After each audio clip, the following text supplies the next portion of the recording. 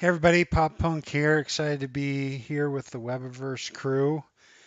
Many thanks to Fed and others for organizing this. I've had the honor of doing some security talks with some other affiliate groups like WASI's and others before, and it's very much appreciated to get a chance to talk to you all tonight. Represent New Wave Surf Club. That is my Surfer PFP program I founded with Seth Soda. We are devoted and focused on security.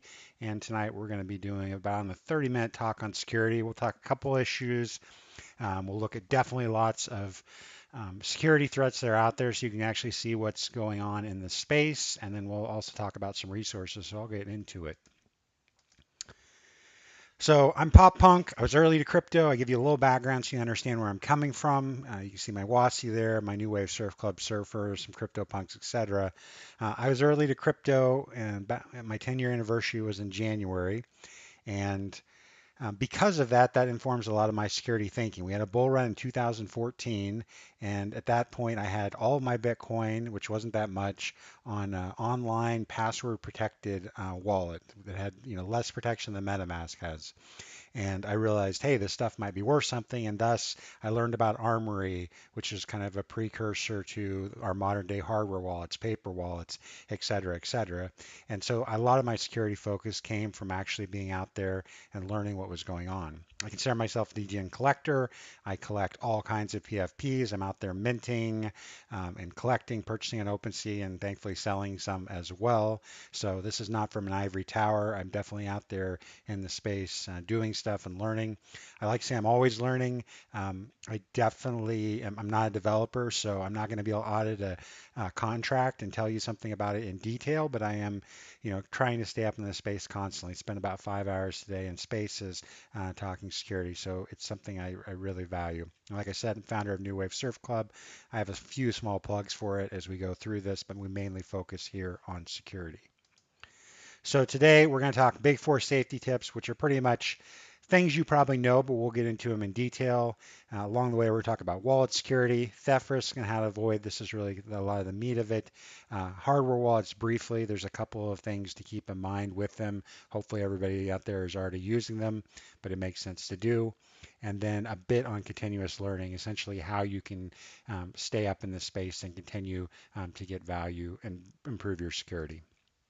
So, big four to protect your NFTs. We're never sharing our seed phrase with anyone. We've heard that from the very beginning. I know a lot of you all the way back into crypto. This is kind of an obvious one. We're diversifying our wallets. Spent a lot of time today talking about a punk who lost a significant number of punks because they were using, in part, because they were using one wallet. So when that one wallet was compromised, everything was at risk. So we're going to talk about a three wallet setup around that. We're looking at what you are signing and approving. That MetaMask or equivalent screen is perhaps the most important screen in this space. And what we do on that screen, what we choose to sign, really influences whether thefts happen as a general rule. And then finally, get a hardware wallet when you can afford to, and you have to actually use it. So that's kind of the big four, but we're going to talk about a lot of specifics underneath these. A bit about wallet security to start. I know we have pretty experienced crews, so I'm going to be skipping over some of the basics, but I do want to get right into the idea of diversifying your wallets. I think it's pretty important. A three wallet setup is pretty tried and true. I think it's a good setup. You can obviously get more diverse than this.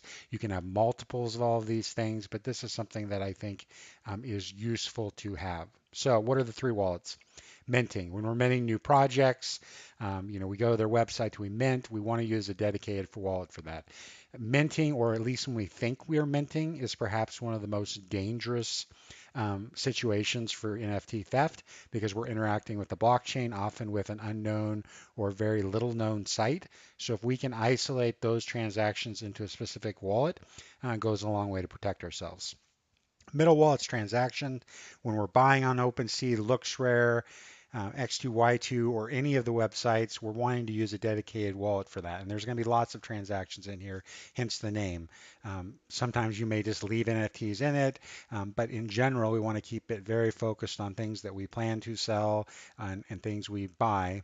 And then finally, something I think everyone can implement, and it's super important, is a vault wallet. And in a vault wallet, we're storing our highest value or sentimental NFTs securely. So if you all have Genesis passes for this web reverse project. It's the kind of thing you potentially want to keep in the vault because it's high value to you. What makes a vault? That's the permissions line, and essentially there are no permissions on a vault. We're not giving any contract. We're not approving any contracts here. OpenSea in and of itself is a contract, so we're careful not to sell and buy from this wallet. We are literally only storing NFTs into it. We're transferring them in, and we're transferring them out. Signature transactions are generally okay. There are some dangerous ones now in the space. Most of the time, it results from already having approved a contract, but that's not always the case. So we will go into and actually look at some of the more dangerous um, signature transactions so you know which ones are safe. But I've signed from my vault for CryptoPunks in order to access the CryptoPunks Discord. I think if you do it and you're very conscious and very thoughtful when you do it, you absolutely can do it in that space. You talk a bit about the movement. So if you meant, maybe you send it to the transaction wallet for a quick flip on OpenSea, or maybe you send it to the vault because you're diamond hands. If you buy something on OpenSea, you can send it to your vault. But if you choose to sell it in the future, you absolutely want to send it from your vault back to your transaction wallet. We don't want any type of approvals on our vault wallet whatsoever. Why we're doing this, we're diversifying some of the risk. As I said, mints are often the time when we have the most, we're at most at risk. So by isolating those out, that helps. Using the right wallet for the right activity, we're keeping approvals off our vaults, which is very important. And there's definitely a lot of contract risks right now with new projects, free projects, et cetera. And it's just something we absolutely need to keep in mind. So like I said, I was keeping it pretty basic there. I don't want to underestimate the value of a three wallet system. I just hope that you're already using some version of that already. So let's get a little bit into the theft risks. I absolutely view what the scammers are doing as kind of a classic funnel. If any of you are in sales or marketing, you're probably familiar with it. Like you have to catch people widely and then build that interest to get action. So scammers are very much the same. They're getting our attention, they're building interest, they're generating desire, and then ultimately they want us to take some action that will lead to the loss of our NFTs, crypto, metaverse land, etc. So this is like a funnel. It's a progression of a theft. I want to go over this briefly. We get into details later on.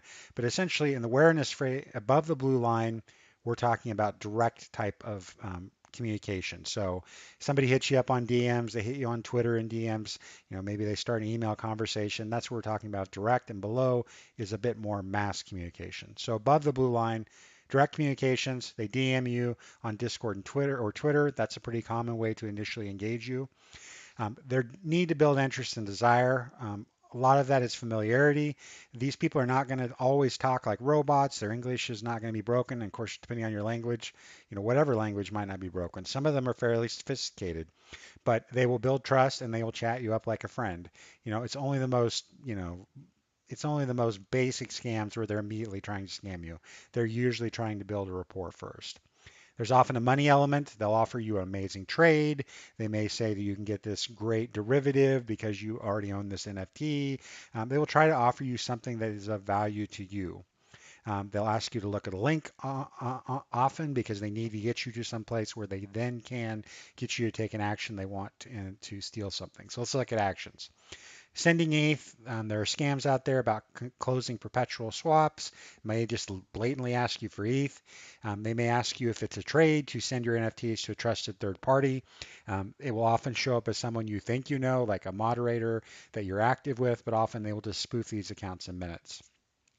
They will get you to approve a contract or some signature transaction. This is the biggest one by far. It happens frequently, whether they're communicating with you directly or not. They need you to take a blockchain action in order to take your NFTs, and that's why we spend a lot of time. We're going to spend a lot of the rest of the time I have with you talking about those specific screens and transactions. Another thing they ask you to do is open a PDF or a document or some type of attachment. Just be very aware that right now in the metaverse space, there are a lot of scammers saying, hey, you can get, alpha access to new features, or we're actually rolling out the metaverse now for testing. Do you want to be, a beta or alpha tester on this? And they will try to get you to download, an executable file, because literally then you think you're downloading like a game or some type of engine, and thus they will get you open attachment. And opening attachment is generally the most dangerous thing you can do in this space, aside from just literally signing transactions that lead to theft.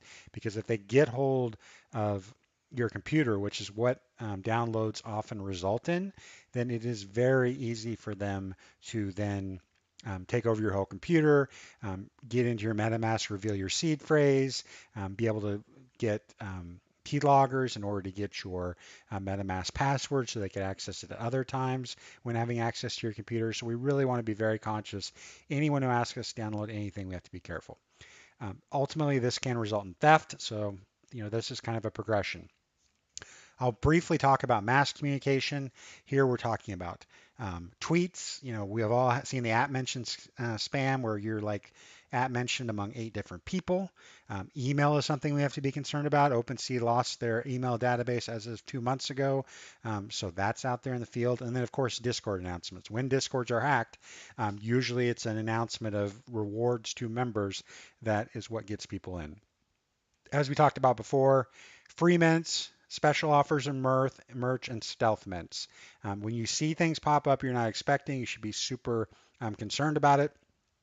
What do they ask you to do? Generally, they're clicking on a link to get to a website.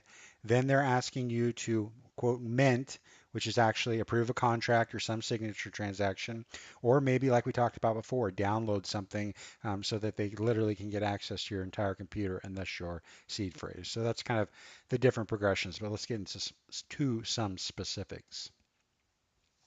So how are they getting attention? They're definitely doing it with DMs. We should have our DMs closed as much as possible. I know some people in the community like to mess with scammers, but you have to be super careful doing that, because this is what scammers do all the time. The example in the top right is from Doodles. This is an example of a bot that was hacked, and then this was a metaverse release, Doodles Planet. This led to a site that would steal your NFTs if you did certain approvals. We talked about OpenSea, and then we have the at-mentioned scam. I definitely think it's worth noting that the scammers are fairly aware of what's hot. So if there's a new thing coming out or something that's caught people's interest, they will use that in their scam kind of funnel. They will tell you, in this case, Reddit might not be hot anymore, but like literally this screen capture was taken the day after Reddit released NFTs, and there was quite a bit of buzz around them. So that's what the scammers use. If it was today, I don't know exactly what they do, but honestly, they tend to be. If you see other people talking about stuff, it's often what they will put in here. They will also do established projects. I've seen Wassies many times in here, The Plague, many other projects that are established. They will talk about additional mints or V2s or things of that nature. So we definitely have to be careful of that mentioned spam. Awareness tips. I think the biggest one is, especially as it relates to Discord, established projects are not going to surprise you with stealth, mints, or offers. Like if you can take that away, if you can be like, if you see something surprising in Discord related to something special that's being offered to you and you're a regular in Discord and you haven't heard about it, that's a big warning sign. Usually that means someone was hacked and they're trying to take advantage of you. The scammers are that way. Keep DMs closed. I think it's super important. You might feel like you're super good with dealing with scammers and it's even fun for you, but you better be on your A game, 100% of the time, which almost none of us are. We wake up tired, we go to sleep tired, we have a drink, we smoke, whatever it is we do, we have to be conscious of that. If we're going to keep our DMs closed, then who do we accept friend requests? My suggestion is only people you are expecting. So you're having a conversation with someone in Discord, you start to talk about something like a trade or just something that's a little off topic, and you say, "Hey, I'm going to friend request you." Those are the type of friend requests you want to take, not just because, oh, I know that avatar, because who knows who actual avatar is. You have to be careful of that for sure. On Twitter, I would say the biggest one is look at underneath the profiles, who are they followed by? And this will be your people you follow. How many of them are actually following this account? And really, you should look at a few accounts ahead of time to get a baseline. Like, okay, it's a new NFT project. How many people do I know are following it? Just to give you some idea of what a baseline is. Same thing with other people. Oh, it's another, WASI. How many people are I already follow are following this? And that gives you an idea when it's a legit account. When it's not legit, you might find that there's no one following the account, or maybe there's only one and two people who also, followed because they got followed back or something of that nature. I think this is one of the best ways to evaluate a Twitter account, whether scams or not, because it gives you an idea of how popular and or interconnected they are to the space that you're already in. So this is one that I absolutely recommend on Twitter. DM's closed on all servers. We've gone over it. It's pretty self-explanatory. I think you should do it. When you follow this method, when you click off, turning DMs off, if you click it on and then off again or whatever, it asks you, do you want to apply this to all servers? And the answer is absolutely yes. You want to apply it. It doesn't affect any of your existing DMs, and it means that every server you join, you will already be protected. And there are a lot of bots that will pop up just based on joining servers. They sit there and then they send you DMs trying to scam you with collab land, etc. So definitely incorporate this if you haven't already. Try to get you emotionally. We talked about different scenarios. A lot of times they're trying to get you somewhere you're not familiar with. So if they want to buy one of your NFTs, they will be like, yeah, I can't do OpenSea. I've been banned. You need to do it somewhere else, and send you to a site you're not familiar with. Why? They know it better, for one, and oftentimes it's literally a fake site. It's not even real. They've spun it up. So stick to sites you know. Be aware that they will try to get you to open attachments, enticing you with, hey, we want to feature your NFT in this museum, or hey, we want to commission some art if you happen to be an artist. And there are lots of people in the Webiverse community who are artists. They will ask you to open an attachment to look at a brief, or open an attachment to get some inspiration for something they want to commission you from. It happens all the time. We have to be super careful about those, not opening them in general. Ask for screenshots. Open stuff you can in Google Drive so you're never opening it, etc., etc. This middle example here, the picture in the middle, is something that's been going on a while. This is from an actual scammer who's active on Twitter. I can't even blame Elon for this one. They were active long before Elon took over, and no matter how much they're reported, how much evidence there is, they keep on going. They're a fairly sophisticated scammer. They use a punk. Not that that makes them sophisticated, but they know the world. Like, they're worldly. They understand art. They understand NFTs, and they just go around and talking to people, sometimes for even a week before they try to pull the scam. And this scam is, I have this $100,000 perpetual swap. I want to buy your art, but I can't afford your art because I used all my ETH to create this perpetual swap, and I need some ETH to close it down. Like, some of us who are familiar with trading, we understand, you have to use, sometimes you have to use ETH, especially if it's a decentralized type of perp to do it. But of course, it makes zero sense. Like, they couldn't figure out someone else to give them this. They couldn't buy it themselves. But sometimes people fall for it. So literally, they will ask you for the ETH. When you give it to them, they will not give it back. It's a very basic scam, but we're seeing a lot of it, and people keep doing it. Something that pisses me off a little bit is the example on the far right. A lot of times people use something new and shiny, or a chance to get an NFT that might be worth money to entice people into scams.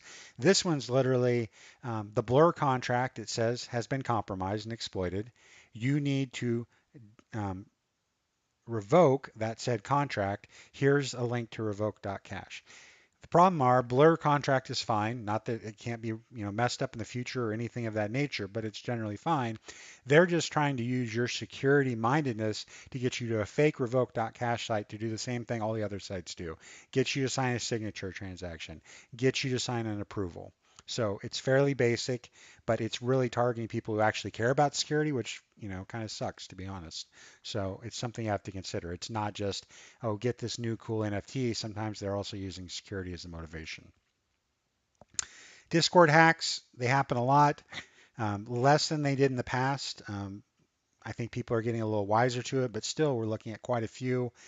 They will often offer something related to the project that they've hacked into. So in this case, this was Boss Beauties. This is Beanish.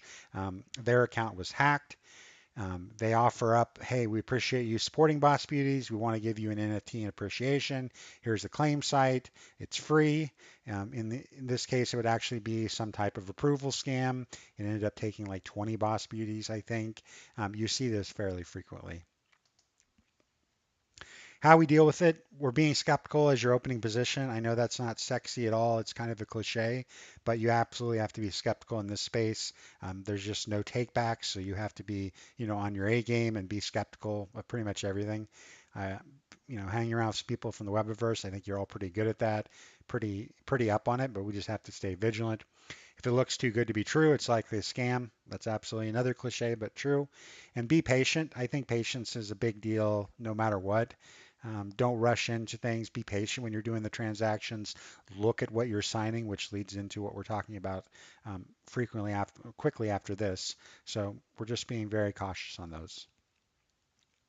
Not clicking on links is a big deal. Obviously, this is an evolving standard. Lots of us click on links on Twitter and other things from people we know. Kind of the point of it is you aren't clicking links from people you don't know in general. You're trying to. And you're being cautious even of links from people you know if it's one of those, hey, this is the funniest thing I ever saw. Check it out. We have to have different standards, but you just have to figure out what works for you. I think you need to be careful receiving emails from like OpenSea and other marketplaces just because a lot of their lists have been hacked, and thus those email addresses are out there. If you use a pretty good provider that has spam filtering, it'll probably filter a lot of those out, but they still get through, so you got to be careful. Don't screen share. Obviously, I'm violating that right now. I'm sharing my screen, but this is situational. Just to say, a lot of scams can happen with screen sharing.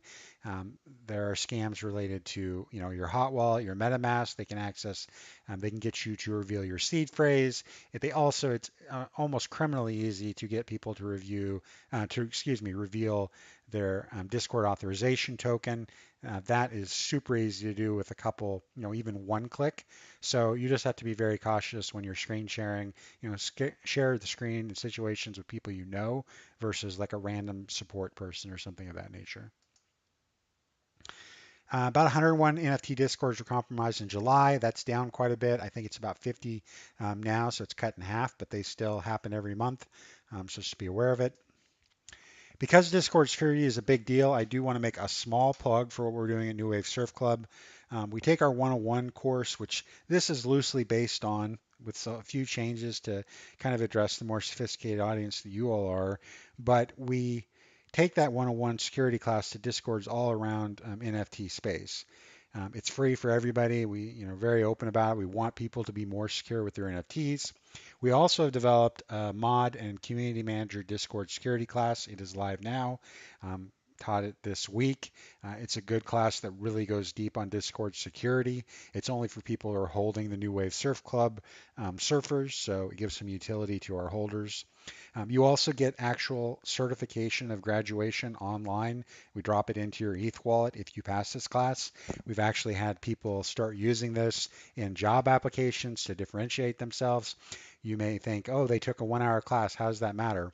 Well, someone who hires in Web3 in a couple capacities, I can tell you that Discord is one of the biggest risks that we face as projects because we must have, or we want to have mods and CMs who are very up on Discord security because they are a risk and we want them to be a benefit rather than a risk. So having a base level of Discord security, having spent, an hour learning about NFT security and an hour Discord security is a meaningful thing to do. And so we're actually seeing people start to use this in resumes for Web3 jobs, Root Troop job board, Bankless job board, etc. I'm excited to see it. We're still early on in this. I think we've issued about 30 of these, but it's pretty cool to see. And hey, we're all about security, so it makes sense to have. Other actions that avoid leading theft, we're trying to bookmark websites and go directly. That may seem obvious, but Google as a source for the correct link, Twitter as a source for the correct link, Discord. Those are all fine as long as ads haven't been bought and you don't happen to have your ad blocker on, or the Twitter was hacked, or in Discord that can obviously be another issue. I think all those sources are good, but it's just so much easier to figure out what the right site is, bookmark it, and move on from that. Main thing is we don't want to be clicking on links that others send us. We want to go to the sites directly. A little bit more advanced, you can use a separate MetaMask specific browser to interact with the blockchain. I think that's preferable. I don't know what you're looking at on the internet. I look at stuff that's pretty mundane, as also that is super sketchy. So I try to separate those out. A level above that is you can separate your computers you interact with. So maybe you use one computer to do everything on the internet. You use another computer that's dedicated just to blockchain. I definitely use that approach. Take it another level, you could literally use a network that is isolated for your blockchain interacting computer. So that you can keep going up from there. But I think all of those are kind of a progression in steps you can do to isolate the machines that you use to interact with the blockchain. Speaking of, I absolutely believe that this is the most important screen to your NFT security. So whatever it takes for you to slow down, actually look at what is on the screen when you do these transactions is absolutely the thing that keeps NFTs from being stolen. So this is what we're going to talk about. We're going to do examples. We're going to show what hackers are doing, etc. Real versus fake mints. We're seeing this quite a bit. We're seeing a lot more signature transactions now because MetaMask actually updated the approval screen. But just to give you a flow, you go to a mint site, you connect your wallet, you click mint. This is pretty common for like a PFP project. What you see in the green is a normal mint. You're paying gas plus you're paying for the mint. If it was a free mint, you wouldn't be paying anything except the gas, and that's usually how they do these. What you don't want to see is in red. This is allow access to and transfer all your Loomlock NFTs, which I think most of you know is WASIs. So this is an approval that you would see on OpenSea if you were about to sell a WASI. This is the approval you'd see if, on SudoSwap or something if you're transferring a WASI. You don't want to see this when you go to Mint. This was a very common scam. It still happens. It's still probably the most common scam there is. It used to be this screen, and you all probably are familiar, it used to have, this warning was about the size. It had no warning. It just said approve all instead of mint, like in the green. MetaMask has really, bumped up the font, actually told you what collection you're approving. So we see less of it, but still, this is a security vector. Let's get some type of wallet transactions real briefly. Signature, mint, and approve are the ones I'm talking about. There's dozens of others, but these are the most common. When we're signing something, this is on the far left, we're proving wallet ownership generally. Occasionally, we're also making changes to contracts, and that's when it gets dangerous. But in terms of proving wallet ownership, if you change your avatar on OpenSea, if you change your banner, etc., you have to sign. If you want to move something to hidden, you have to let OpenSea know you own the wallet, and thus you have to sign something to show that. Um, Premint and Collabland also use basic signatures. That's what we want to be signing with impunity pretty much. If there is plain text in the body of the message, that's what you want to sign. What you don't want to sign is when it has hex codes. We'll get into that. Minting, we're familiar with it. You go to a site, you mint, you go to Manifold, you mint something, a new Pepe piece that an artist did, you're minting. Approving. This is why I put in yellow. You're letting someone else take an action for you.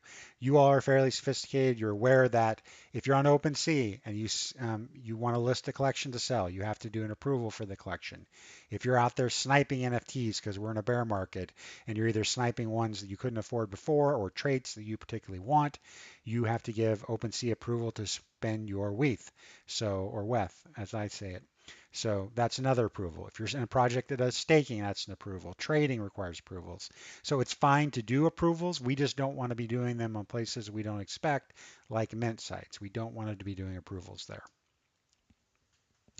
I will speak briefly about the signature transaction. This is the one on the far left. As you can see in the body, it is plain text. It has a URL. It has no hex string, which kind of looks like a wallet address. What you should see is the message body should look like this, which is the OpenSea example. You should have an address, which is the address you're interacting with. That's fine to have, an address listed there, and you'll have a nonce for the timing of it. That's what you want to see, a plain text message. You can pretty much sign these with impunity. We've already talked about amend approve. This is what you don't want to see when minting. So this is a signature request all the way on the left. You can see in red lighting, in red writing, it says signing this message can be dangerous.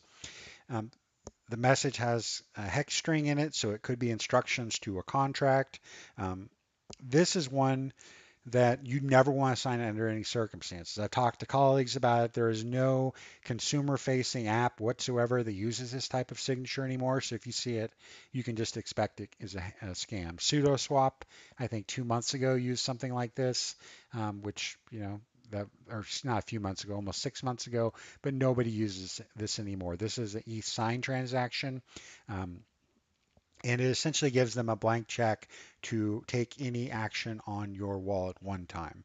They can forward on that message to the blockchain, or to the meme pool, and get one action out of it. So a lot of times scammers use this to take ETH. This message also could be one where they get you to list stuff you've already approved on OpenSea, etc. Safe transfer from in the middle. If you're transferring NFTs, you've seen this. Nothing wrong with this. Sometimes the hackers will be unsure of the NFTs you have in your collection, and they will literally just say, "Hey, let's just You pay it. You think you're minting, but instead you're paying the gas to send us an NFT." It's not common, but this does show up, especially with newer collections. We already looked at that approve all one. We don't want to see that when minting.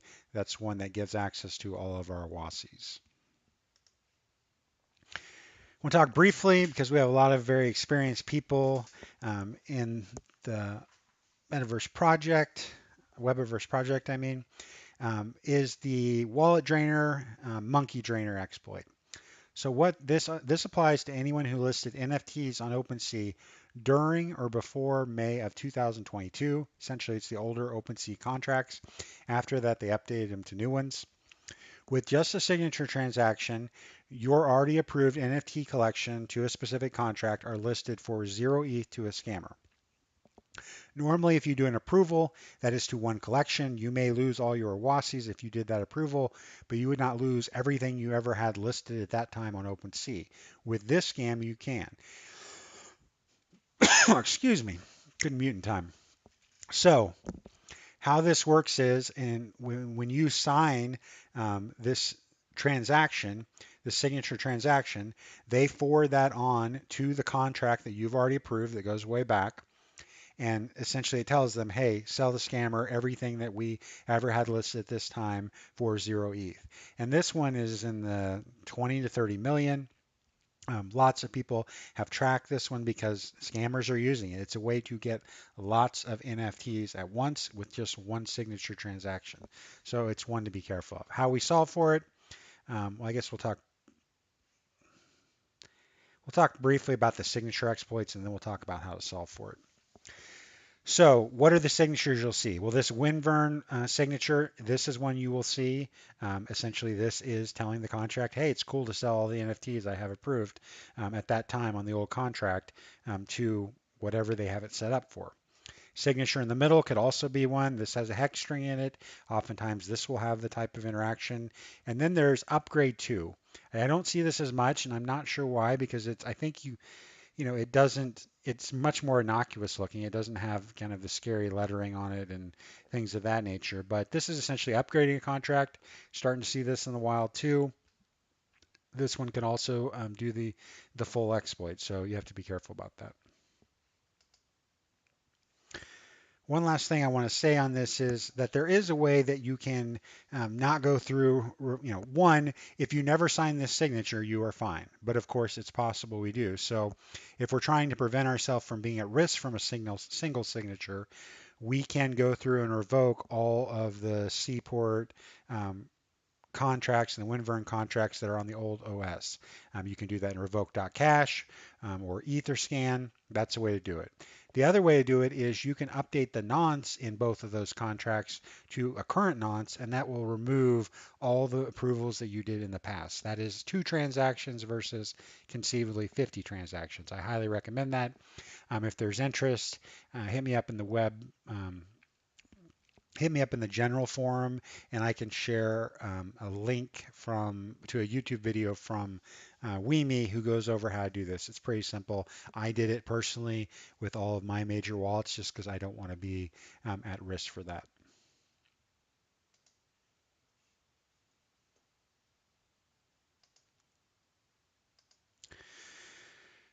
Quick example from Premint and Collab Land. Again, this is the type of message you can sign, no matter what. Essentially, the message body doesn't have any type of hex string in it. You're just proving that you own this wallet. It has the wallet address, like I said, in the nonce. These are what you should be seeing. If you see anything else at Premint or Collab Land, you can expect that it is some type of scam. I do want to mention that hackers do not stop. A common, if you tweet about security or if you, God forbid, ever have a theft and you tweet it out to let people know, scammers are tons of bots will immediately suggest this person can help you, this person can help you, this person to help you. I don't want to say that no one can help you, but no one really can help you get back your NFTs. What people can do is they can help you figure out where your NFTs ended up, where they're owned, so you could try to buy them back. They can help you figure out how you were hacked, and in that case, you know whether the wallet's still usable or what you need to do to clean it up. People can do that. I do that weekly. I work with, individuals who have thefts happen, artists who have thefts happen, figuring it out. But people who say they can get back your NFTs are full of shit. It cannot happen. Briefly on hardware wallets. They protect against malicious downloads and malware, software hacks that are trying to get your seed phrase, unsophisticated scammers who might social engineer you, bots that read your seed phrase, and seed phrase leaks from software wallets.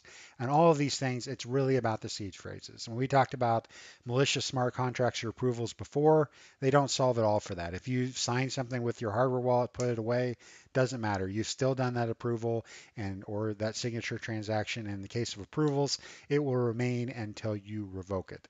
So there is nothing that hardware wallets protect on those. But the fact that they protect your seed phrase is a very core thing. I think most of you are familiar with it, but it's worth saying it's just kind of table stakes if you really care about security these days. So I'm going to talk a little bit more about what some things you can do long term, but I do want to remind you kind of the big four. Never share your seed phrase, you all know it. Diversify your wallets. Look at what you're signing and approving. Get a hardware wallet when you can afford to and use it. Resources and help. So, Boring Security runs a longer 101 class, and they have one of the best security discords. I definitely recommend them if you were to be hacked tonight and you need immediate help. That's where I would go. That's where I would send people. They have a really good discord that's on security. I'm a contributor at Boring Security. I teach classes there, so I'm biased, but I was making this recommendation long before I contributed there. New Wave Surf Club runs a full 101 class in our Discord. We absolutely are willing to bring the full class to Discords of people who are interested. So if you're in a project that has an interest in security and you want to have a Discord event where we do the 101 class, I absolutely welcome you to reach out to me. Speaking of, you can follow me at Cryptopunk. If you see scams or if you see new security threats, I welcome you to mention me. I tend to not like amplify if people are in the middle of a distressful situation, but as it was in the case with Crypto Novo in the past week, I ended up spending about 5 hours that night talking to colleagues, looking at Etherscan, trying to figure out, what was the cause of it, what things went wrong. In that case, I'm not going to get into all the details, but honestly, a lot of it was just kind of common things that happen. It was not some miraculous theft that was so unique and sometimes people just sign stuff they shouldn't, and when that happens it sucks, but it does happen, and it can happen people when they're tired, it can happen people at all states, so just keep you aware. New Wave Surf Club does have a security channel. We have about a half dozen people who contribute to it regularly. You can check out our Discord at discord.gg/New Wave Surf Club. You can also confirm that by going to my profile. It's in my link tree on Twitter. Like I said, you can suggest our training class to your community and leadership. We like to go out there and we like to spread the word. It's the only way that we're going to decrease thefts. And that's kind of what I had for you today. I had briefly want to talk a bit about some of the LastPass vaults. Don't have a full slide for it, but I don't know that we're seeing anything amazing there. Everyone who sees a theft is attributing it to LastPass right now. It is absolutely the case, or in the passwords in general, it is absolutely the case that the encrypted files are now easily available and are now they can attempt to brute force them without too much restrictions. So I would say anything you have in a compromised password vault that you redo those passwords and use them in something else secure. I don't have a solution for these. Really, the only thing you can do is use lower profile ones. There's some free options out there, but there's a lot of value to these. Certainly, we're never storing seed phrases or anything like that in these, but there's not a lot of ways to solve for it, and so we just have to update them when things go bad, etc. You of course could use things that are less sophisticated, like Google's system. There are some free wallets out there. Hit me up if you're interested in learning about more. I do have kind of a list from my Discord class that goes through some of them, pros and cons, but that's kind of what I have for you tonight. If you appreciate this, you're interested in becoming a surfer, New Wave Surf Club is now releasing our Neon Wave season. Here are some examples you can see here. If you want, you can go to OpenSea via your preferred, hopefully bookmark link, Surf for New Wave Surf Club. You should see it there. We do people who take our 101 class and our hold surfers get this cool lifeguard surfer. And as I talked about before, we now have a Discord class that we teach and is also on demand for surfers where they can get certification. Webverse is an awesome community and there are lots of people there. Shout out to Fed who helped organize this. Any fault of it, do not blame Fed. Thanks for all the support from everybody behind the scenes on this. It's Sunday night for me. Maybe it's even already Monday morning for you. So, wherever you're at, I hope you had a good weekend and your week starts off strong. But we'll talk to y'all later. Maybe see you in Discord or on Twitter, Cryptopunk on Twitter. And thank you all very much.